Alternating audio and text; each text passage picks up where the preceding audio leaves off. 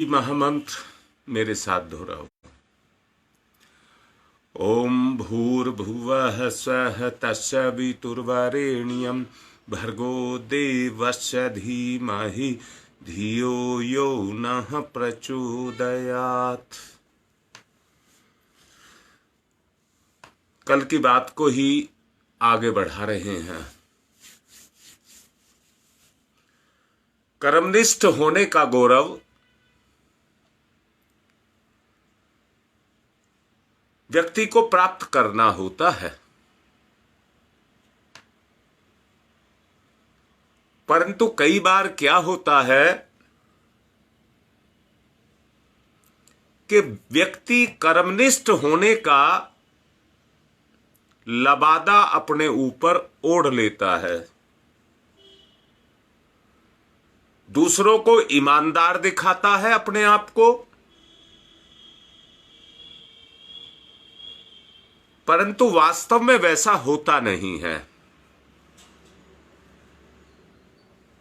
सच को देखो, यदि काम ईमानदारी दिलचस्पी के साथ किया जाए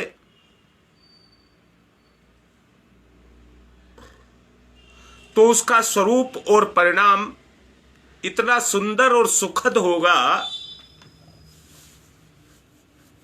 जिस पर सहज गर्व किया जा सकेगा। परंतु सच को ये देखो, ऐसे कितने आदमी हैं जो यथार्थता पर टिके हैं, और ऐसे कितने आदमी हैं जो दिखावा करते हैं, होने का ढोंग करते हैं। याद रखना, जो आदमी सत्य और ईमानदारी पर चलते हैं उनका किसी बात से कोई लेना देना नहीं होता। बेगार भुगतने की तरह से हाथ में लिए गए काम को किसी तरह से अटबट करके उसको पूरा करना,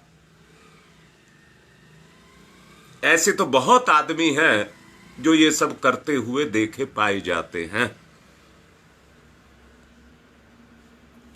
ऐसे कार्य आधे अधूरे, काने कुबड़े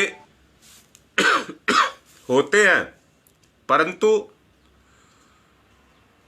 उन्हें प्रतिष्ठा नहीं मिलती, उन्हें समाज से प्रतिष्ठा नहीं मिलती।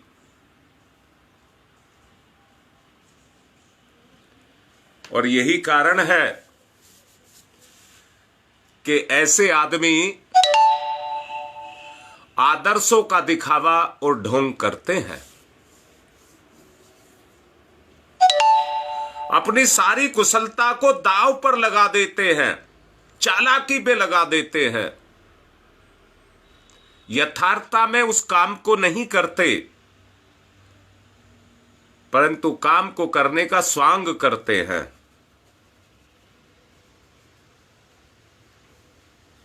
जिसके लिए हर किसी की जीभ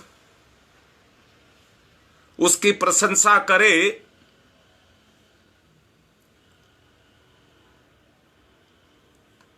ऐसे सपने, नैनाभिराम सपने वो देखना चाहते हैं, तथा एक बात भूल जाते हैं, हमारा कल्याण, हमारा उद्धार किस चीज में है, इस बात को भूल जाते हैं। याद रखना, जहां कल्याण और सुधार की बात चलती है, वहीं पर अपने उद्धार की बात भी आती है।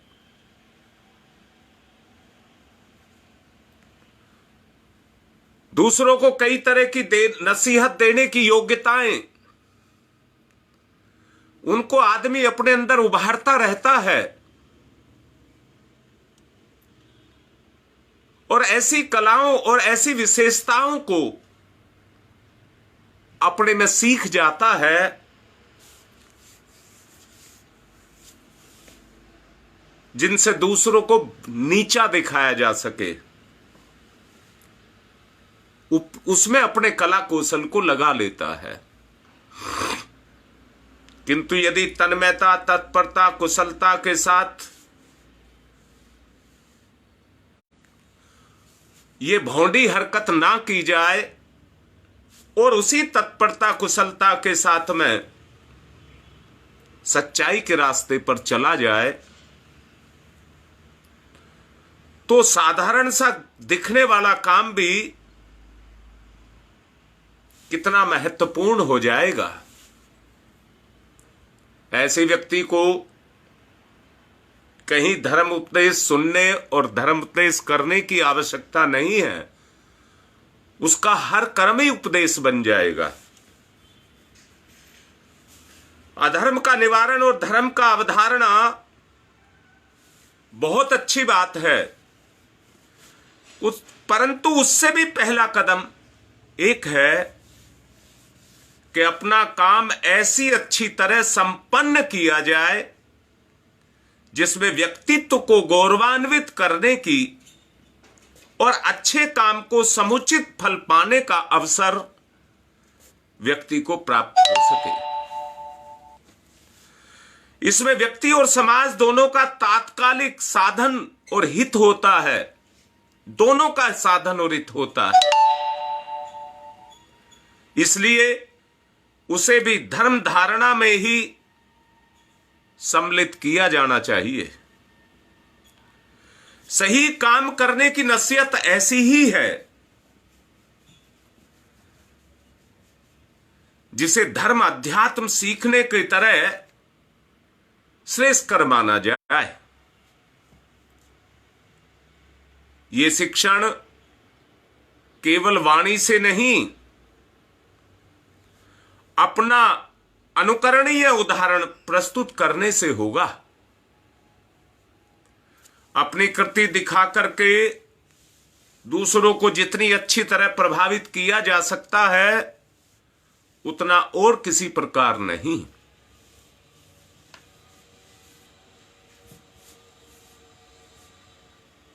सफलताएं किसी भी क्षेत्र की क्यों ना हो,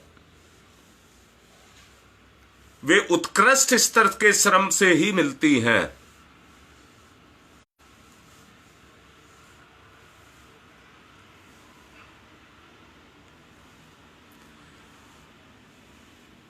बिना पुरुषार्थ किए आसमान से किसी के गले में विजयश्री की माला पड़ी हो तो मैं नहीं जानता,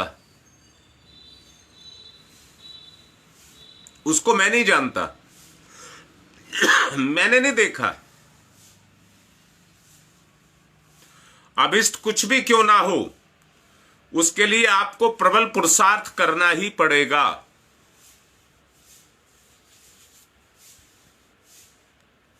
सामान्य काम और पुरुषार्थ में इतना ही अंतर है, एक को किसी प्रकार उदास मन से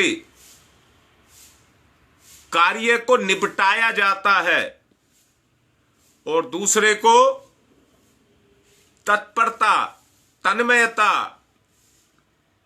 का ध्यान रख करके कृति में किसी तरह का घटियापन ना रह जाए, उस स्तर का उसको बनाया जाता है कि जिसमें व्यक्ति को शर्मिंदगी ना महसूस हो।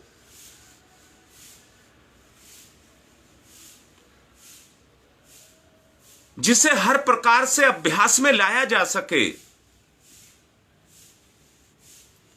उसे हर दिशा में सफलता ही सफलता मिलती चली जाएगी।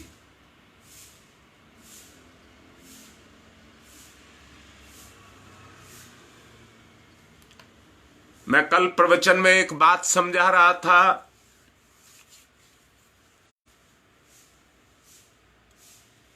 24 घंटे में से जितना समय आदमी केवल मौज मस्ती मटर गश्ती में खत्म कर देता है। सचमुच उतने का सदुपयोग अगर आदमी कर ले निज के उद्धार के लिए और समाज के कल्याण के लिए, अगर उतने को जिसको व्यर्थ नष्ट कर देता है, अगर उतने का सदुपयोग कर ले तो आदमी कितने आगे निकल सकता है।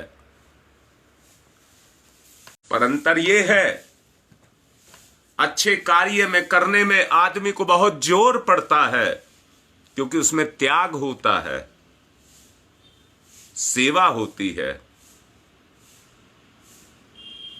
आदमी का स्वभाव कुछ इस तरह का बन गया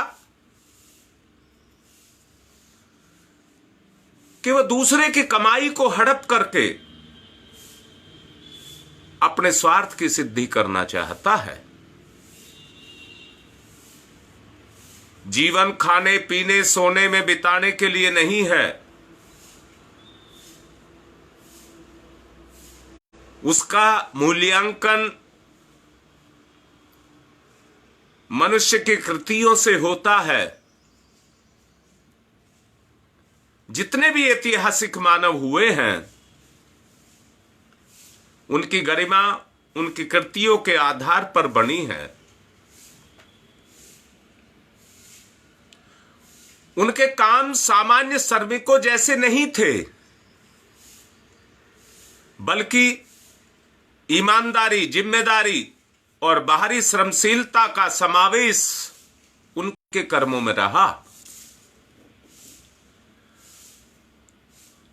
अन्य सफलताएं मात्र पुरुषार्थ पर निर्भर नहीं रहती हैं, परंतु कर्म निष्ठा के आधार पर आपका दृष्टिकोण उस स्तर का हो जाए जिसमें वो आपकी आत्मा को गौरवान्वित कर सकें। हो सकता है हर किसी के लिए यह संभव है। कर्मयोग स्तर का ही काम है, उसके लिए दो बातें बहुत आवश्यक हैं। पहली बात है, कर्म के प्रति प्रेम होना चाहिए। कर्म के प्रति आपका प्रेम होना चाहिए, कर्म को बोझ मान करके ना किया जाए। सफल होने के लिए दूसरा, व्यक्ति के प्रति प्रेम होना चाहिए जिसके लिए कार्य किया जा रहा है, उससे भी प्रेम होना चाहिए। यदि कर्म के प्रति प्रेम हो पर जिसके निमित्त किया जा रहा है उसके प्रति श्रद्धा ना हो, तो किया कार्य किसी स्तर का नहीं होगा। वैसा प्रतिफल उत्पन्न नहीं कर सकेगा जिसकी आशा अपेक्षा की गई है। इसी प्रकार यदि व्यक्ति के प्रति श्रद्धा हो परंतु कार्य में आपकी निष्ठा ना हो,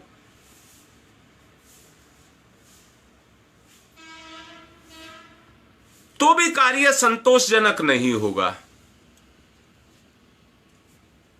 इसके लिए निष्ठा और श्रद्धा दोनों तत्वों को साथ साथ मिलाकर के चलना की आवश्यकता है। श्रद्धा और निष्ठा दोनों को एक साथ लेकर के चलने की आवश्यकता है।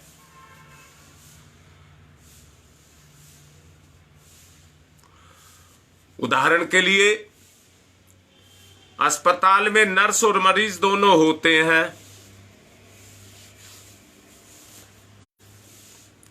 नर्स का कार्य बीमारी की सेवा शुश्रूषा करना होता है, इसमें उसे रस भी आता है। पर जिस रोगी की परिचर्या में वो लगी हो, उसके प्रति अगर श्रद्धा ना हो, उसके प्रति अगर उसकी घृणा उभरती हो, तो क्या वो सेवा उसकी लगन में जा सकेगी। और अपने स्वजन संबंधी परिवार कुटुंबियों की करती है।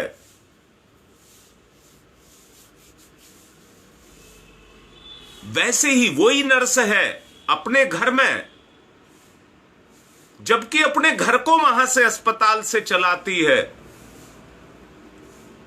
और उसी के बदले में जो मेहनताना लेती है उससे अपने घर को चलाती है। परंतु वही नर्स अस्पताल में रोगी को रोगी की तरह से, उस तरह से देखती है, ना कि सेवा भाव से।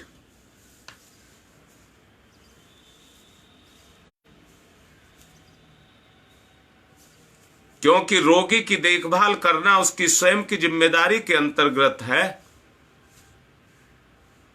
यहां मात्र खाना पूर्ति के लिए कार्य करेगी और जैसे तैसे किसी प्रकार उसको निपटाना चाहेगी। वो भाव जब तक कर्म में नहीं होगा उसका परिणाम भी वैसा ही होगा। इसके विपरीत किसी मां का पुत्र बीमार पड़ता है तो उसकी सेवा में रात दिन एक कर देती है, क्योंकि परिवार की परिचर्या करने में मां का जो रोल है, जो उसकी जिम्मेदारी है, उसको बाकायदा वो अपनी पूर्ण जिम्मेदारी के साथ में पूर्ण करती है।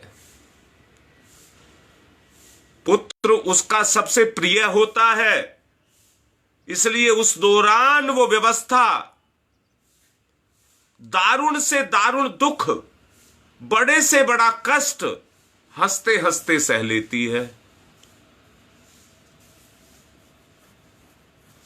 परंतु यदि उस समय मां से कोई जाकर कहे कि आपने बहुत कष्ट उठाए हैं, अब आप आराम कीजिए, बच्चे की देखभाल मैं कर दूंगा, तो शायद मां इसके लिए तैयार हो, क्योंकि बेटा हर मां का सबसे प्रिय पात्र होता है। इसलिए स्थिति में वो किसी भी हालत में बेटे से अलग नहीं होना चाहेगी। भले ही इस मध्य उसको कितनी ही रातें क्यों ना गुजारनी पड़े और कितना ही कष्ट क्यों ना उठाना पड़े, वो सरलता पूर्वक उस कार्य को झेल लेती है।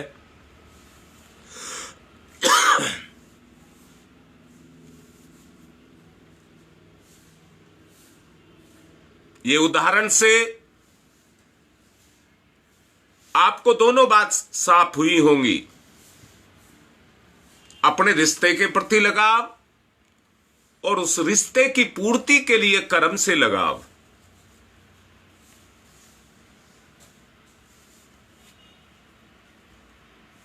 एक में कर्ता के लिए भारभूत बन जाता है और दूसरे में संतोषजनक सिद्ध होता है। एक कार्य की दो प्रकार की परिणतियां हैं, अंतर के लिए एक ही कारक जिम्मेदार है, वह है सेवक का बीमार के प्रति प्रेम का। निश्चय ही ये तत्व अच्छे परिणाम के लिए आवश्यक है। ऐसे ही यदि कार्य के प्रति समर्पण का भाव बना रहे तो कार्य में आनंद अनुभूति के लिए वो तत्व भी उतना ही आवश्यक है जितना श्रद्धा तत्व और किया गया परिणाम उत्कृष्ट स्तर का हो। उसमें मन रम जाए, मन नहीं रमने के कारण कार्य बोझ हो जाता है, नीरस हो जाता है। जिस पिता को पाठ पढ़ाना समझाना अरुचिकर लगता हो, यदि उसका पुत्र कोई प्रश्न पूछ बैठे तो उसका उत्तर लगन और मनोयोग पूर्वक वो पिता नहीं दे सकेगा। जैसे जैसे समझ और समझा करके पिंड छुटाने की कोशिश की जाएगी, यद्यपि पिता का पुत्र के प्रति अगाध प्रेम है, पर पढ़ाने संबंधी कार्य उसकी अभिरुचि का नहीं है। जिम्मेदारी है,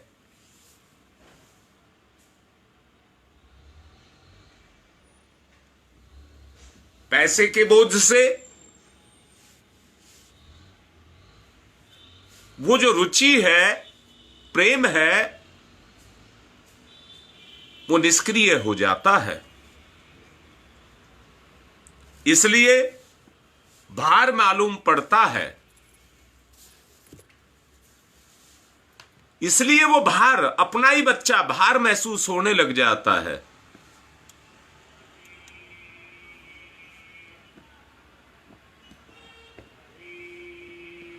हमें पिता का कुछ पुत्र के साथ जो अगाध प्रेम है, उसको जगाना चाहिए। मैंने देखा है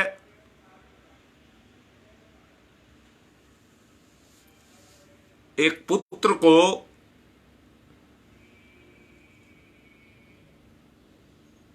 जिसने अपने पिता का इलाज नहीं कराया, बीमार होने पर अपने पिता का इलाज नहीं कराया। इसलिए नहीं कराया, मैं कहां से पैसे लाऊं।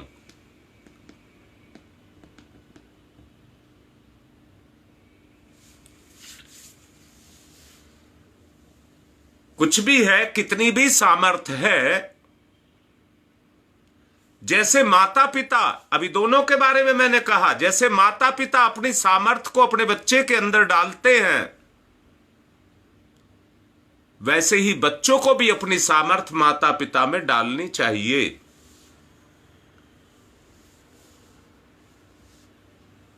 अंतर यहीं पर रहता है, जो माता पिता का स्तर होता है मोहवश, और दूसरा है प्रेमवश। अक्सर माता पिता अपने जिस कार्य को करते हैं वो मोहवश करते हैं, परंतु बच्चे उसके प्रतिफल के रूप में जो कार्य करते हैं वो आदर्श के रूप में, प्रेम के रूप में, सम्मान के रूप में उन कार्यों को करते हैं। ईश्वर का नियम है, जैसे ही कोई माता पिता बनते हैं, ईश्वरीय गुण माता पिता के रूप में उनके अंदर जागृत होता है।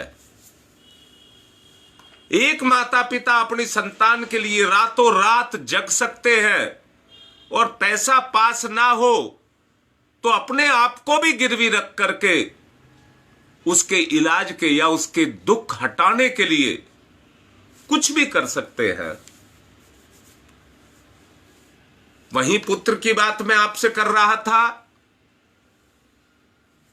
जो होने के बाद भी कहता है कि मेरे पास नहीं है। दोनों कर्मों को, कर्म एक ही है, पर उसे समझाने के लिए दो आधार लेकर के चला गया है। मैं फिर से कह रहा हूं, माता पिता की उस सेवा को कोई नहीं पूछेगा। एक ही बात आएगी कि कर रहे तो अपने बच्चे का कर रहे हैं, परंतु वहीं पर बच्चा अगर अपने मां बाप का करता है तो दुनिया में वो आदर्श माना जाता है।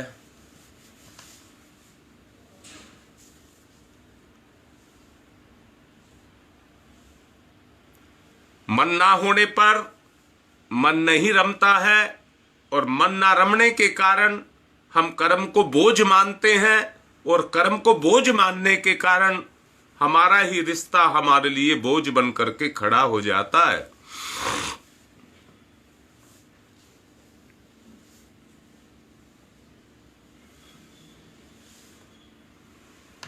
और कार्य भारभूत लगने लगता है।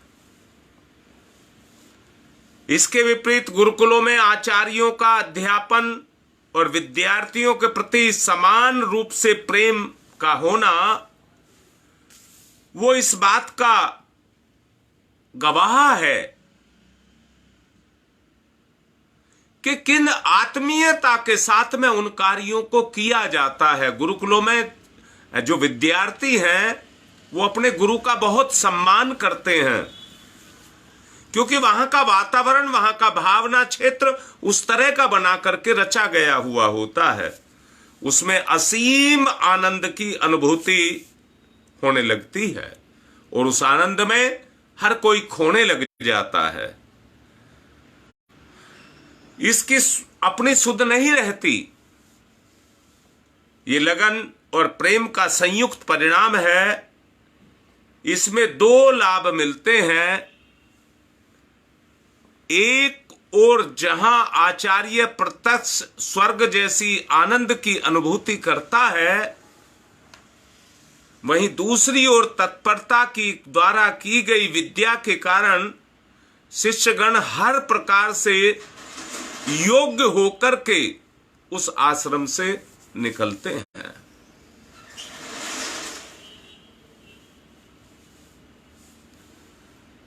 ये बात हर प्रसार से स्पष्ट है। कर्म को रसमय बनाने और उसे कर्म योग बनाने के लिए एक व्यक्ति में निष्ठा और श्रद्धा के दोनों तत्व विद्यमान होने चाहिए। महत्व इस बात का है कि उसे करते हुए कौन कितना, किस अनुपात में स्वयं को भुला पाता है।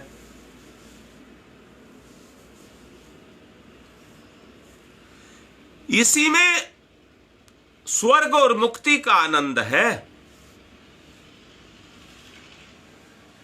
कल मैंने बताया था रैदास की बात, मीरा के गुरु।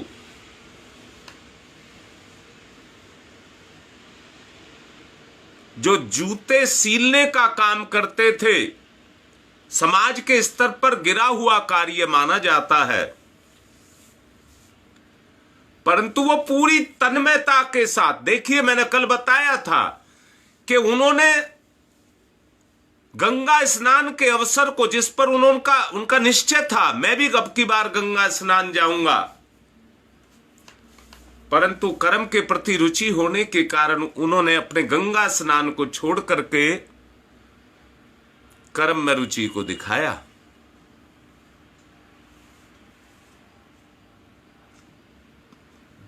इस जूते गांठने के काम से भगवान प्रसन्न हुए और प्रकट हुए। रैदास निहाल हो गए। कर्म में भक्ति ऐसी ही होनी चाहिए कि कर्ता का कारण इसी में निहित है।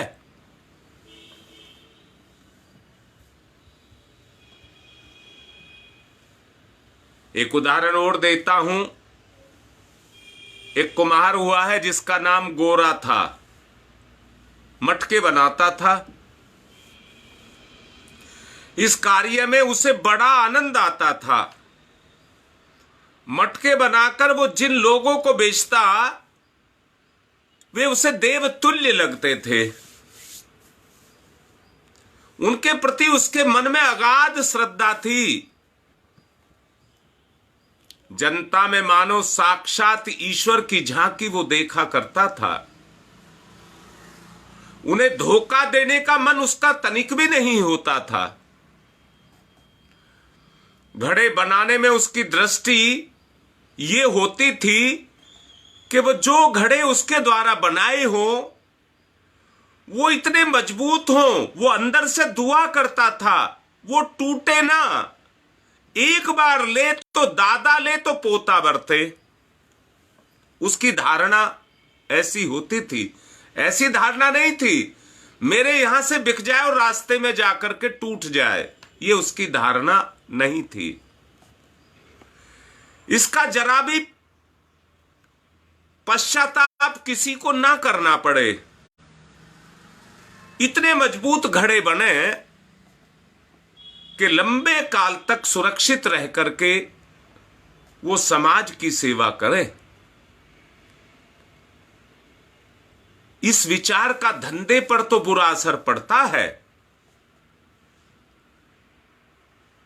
परंतु सच जानिए, एक अजीब असीम संतोष अंदर से मिलता है।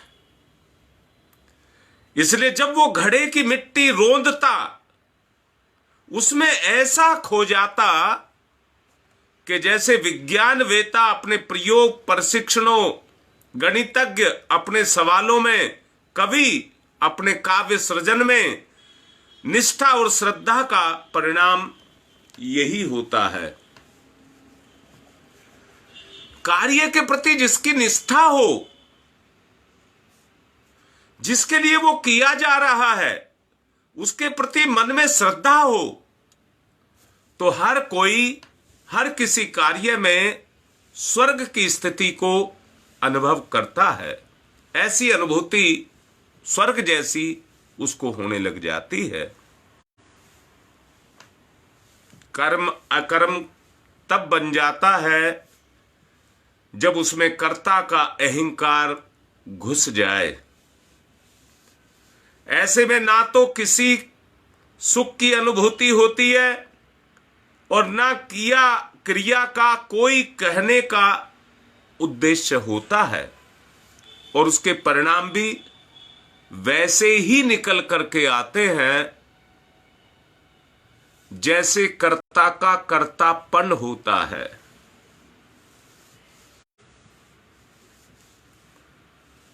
उल्टे व्यक्ति और कार्य के मूल्य स्तर पर दोनों ही गिर जाते हैं। कार्य का मूल्य स्तर और व्यक्ति का व्यक्तित्व का स्तर दोनों गिर जाते हैं। यदि किसी व्यक्ति की सेवा का मूल्यांकन किया जाए तो सेवा कार्य करने का अवसर हर व्यक्ति को ईश्वर ने दिया है, हर व्यक्ति के पास है, कितने ही कर ले। परंतु व्यक्ति है क्या? अहंकार प्रदर्शन करता है, क्योंकि सेवा कार्य अहंकार की संख्या बराबर है। इसलिए सेवा में अहंकार की संख्या से भाग देने पर एक निकल करके आएगा, इसलिए उसकी कीमत एक के बराबर हुई। एक की रुपया पैसा कोई भी इकाई मानी जा सकती है। इस आधार पर सेवा का मूल्य 1 रुपया हुआ, 1 पैसा हुआ। इसी तरह 1 माह की सेवा का अनुमान अगर लगाया जाए तो वो 1 रुपये की नहीं है, अनंत की है, अनंत की। क्योंकि सेवा को पैसे से नहीं तोला जा सकता, आत्मा या चेतना से तोला जाता है। आपने एक काम किया तो 1 रुपए का काम कर दिया, 1 पैसे का काम कर दिया, परंतु उसी काम को आत्मीयता और लगन के साथ, श्रद्धा के साथ अगर आपने किया है तो उसकी कीमत अनंत गुना हो जाएगी।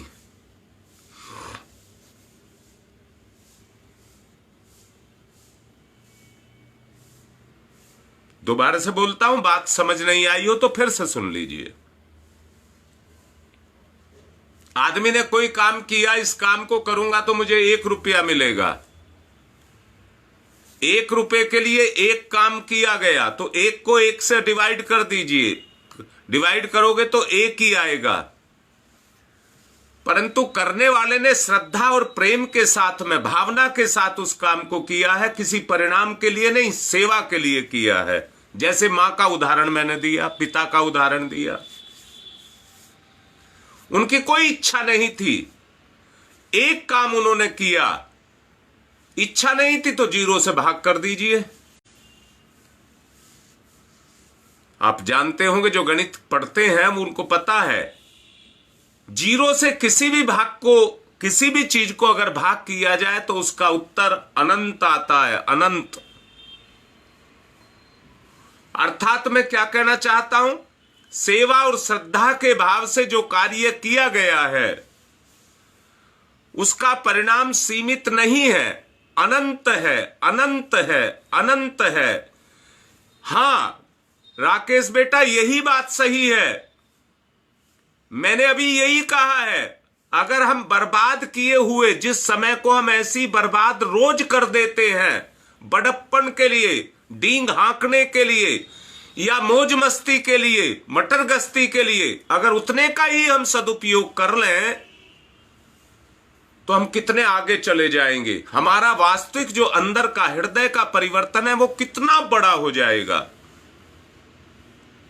हम बहानेबाजी करते हैं,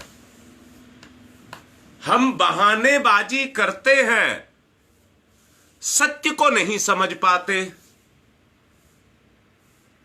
जिंदगी के सही समय का उस समय पता लगता है जब व्यक्ति को मौत आती है।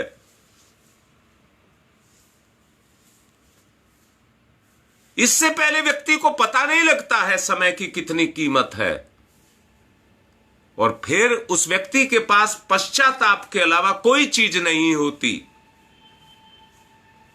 इसलिए समय की एक एक सेकंड का उपयोग किया जाए। अपनी अंतरात्मा से पूछा जाए कि मेरी आत्मा मुझसे क्या चाहती है।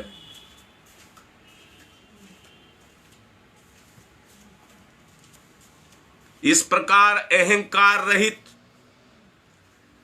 जो कार्य किए जाते हैं वो भाव से भक्ति बन जाते हैं, भाव से भक्ति बन जाते हैं। और समझ लेना, जितने भी महापुरुष ऋषि संत हुए हैं वो भक्ति के कारण हुए हैं। मैं दोबारा कह रहा हूं, प्रलोभन में, स्वार्थ में, इनमें चलना तो बहुत आसान है, इनके लिए तो आदमी मर मिटने को भी तैयार है। और मैंने कहा है अगली क्रांति जो होगी वो यही होगी, व्यक्ति धन दौलत के पीछे अपने जीवन को दे करके अपने आप को खत्म कर देगा। आज का ये प्रलोभन व्यक्ति के जीवन को खा जाएगा। दूसरी तरफ अगर हम भक्ति भाव से अपने जीवन को जिएंगे तो यही कर्म हमें मुक्ति की तरफ लेकर के जाएगा। दुनिया का धन दौलत सब यहीं पड़ा रह जाता है, ना कुछ साथ जाता है, और ये पता होने के बावजूद भी हम अपने जीवन को इन्हीं बुराइयों के अंदर फंसा करके रखते हैं। इसलिए मैं जो ये कहूंगा, कर्म की सार्थकता, कर्म की सार्थकता को समझें और सार्थकता को समझ करके सात्विक भाव से अपने अंदर उस कर्म को करें, जिससे वो कर्म ही आपके लिए एक आदर्श बन जाए। आप देखिए, पड़ोसी हो, समाज हो, राष्ट्र हो, उसमें सबका हित है या नहीं है? अगर उस भाव से आपने कर्म को किया है तो उसमें सबका भला है। कृषि संबंधित विद्यालय, ऑफिस संबंधी कर्म, दोबारा से सोचिए, जो किसान खेती करता है उसका भाव ये नहीं होता है कि मैं खेती करूंगा और खेती से पैसा कमाऊंगा। किसान का भाव माता पिता की तरह से होता है कृषक अपने जानवर, अपनी खेती में पैदा हुए सभी फसल को उसी तरह से प्यार करता है जैसे एक माता पिता अपने बच्चों को प्यार करते हैं। और वो कहते हैं इससे सबका भला हो, सबका भला हो, ऐसा वो कहते हैं। बात को मैं यहीं तक नहीं रुकने देना चाहता।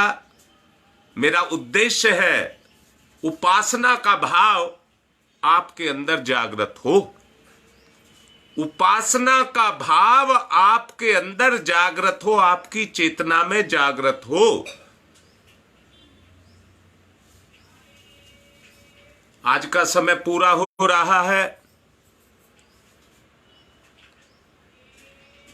कल इसी भाव को फिर दोबारा से समझाऊंगा। मेरा उद्देश्य आखिरी लक्ष्य तक लेकर के जाना है कि आपके अंदर उस तरह की भावना पैदा हो जाए, वहां तक मुझे लेकर के जाना है।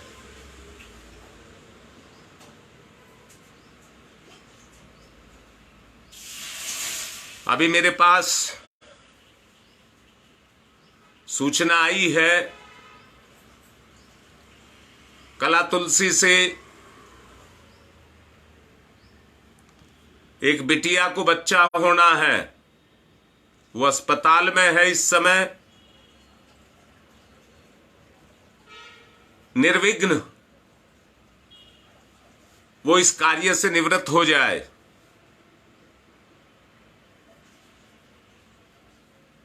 साहिबाबाद से प्रमोद त्यागी की पोती जो अभी कुछ समय पहले पैदा हुई है, आज उसे अभी 8 दिन की है, पीलिया हो गया है, उसके लिए भी सब प्रार्थना करें। आज की बात को मैं यहीं पर संपन्न कर रहा हूं। जो बोला है उस पर बार बार विचार करना, चिंतन में आएगी और घुस जाएगी तो आपके चरित्र में भी आएगी। इसलिए इस पर बार बार विचार करना। आज की बात को यहीं पर रोक रहा हूं। ओम शांति ही शांति ही शांति ही।